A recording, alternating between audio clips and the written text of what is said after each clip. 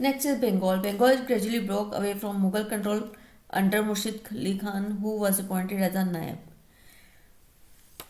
बंगाल मुगल्स के हाथ से निकल गया जब उन्होंने मुर्शिद कुली खान को एज ए नायब नियुक्त किया, deputy of the governor of the province के डेप्टी गवर्नर के रूप में। Although never a former subedar, Murshid Quli Khan very quickly seized all the powers and went with that office.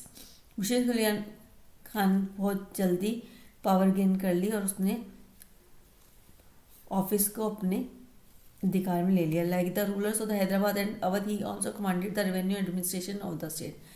Hyderabad Awadh के रूलर्स की तरह उसने भी रेवेन्यू को एडमिनिस्ट्रेशन को अपने स्टेट में अपने हाथ में ले लिया। In an effort to reduce Mughal influence in Bengal, he transferred all Mughal jagirdars to Odisha and ordered a major reassessment of the revenue of Bengal. Mughal influence को कम करने के लिए उसने बंगाल से सारे मुगल जागीरदार को उड़ीसा में ट्रांसफ़र कर दिया और उन्हें ऑर्डर दिया कि वो दोबारा से बंगाल की रेवेन्यू को रीअसेसमेंट करवाई।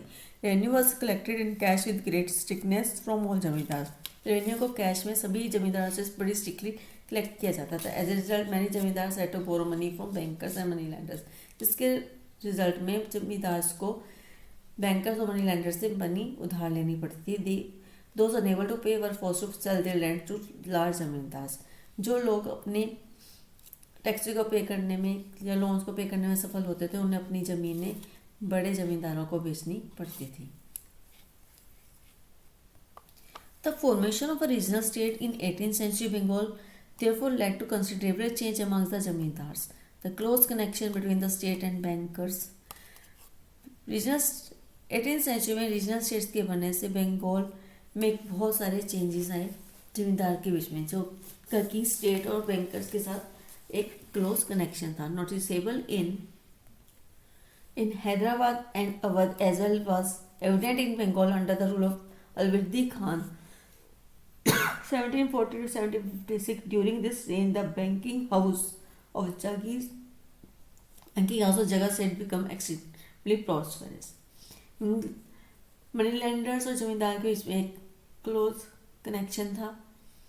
जैसे हैदराबाद अवध की तरह बंगाल में भी अलवर्दी खान ने रूल किया 1740 से 1750 तक। उसके शासनकाल में जगत सेठ, जो कि बैंकिंग हाउस के मालिक थे, बहुत प्रॉस्पेरस हो गया।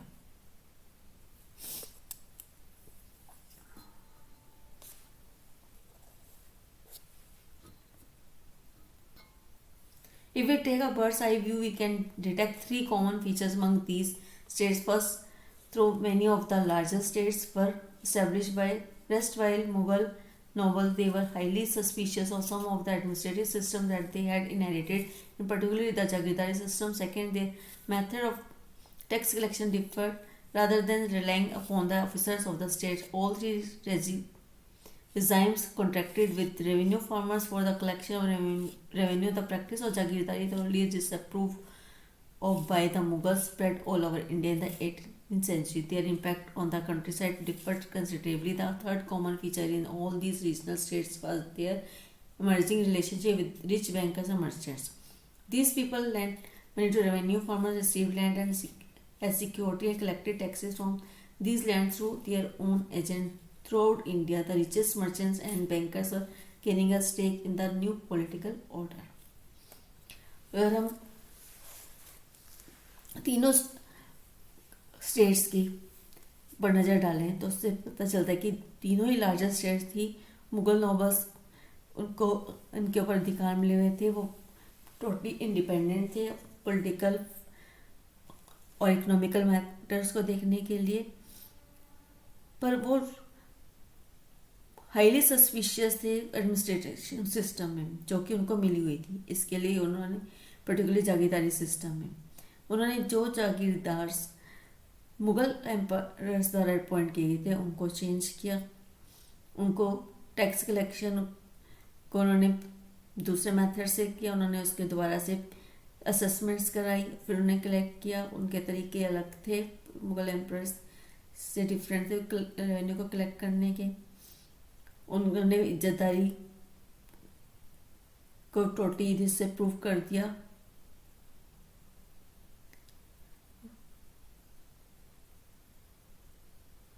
इज्जतदारी जो कि टोटली डिसअप्रूव थी, उसको उन्होंने 18th सेंचुरी में दोबारा से स्टार्ट किया। इसका इफेक्ट ये पड़ा कि जो कंट्री साइड के क्षेत्र थे उनको ज़्यादा प्रभावित होना पड़ा इनसे।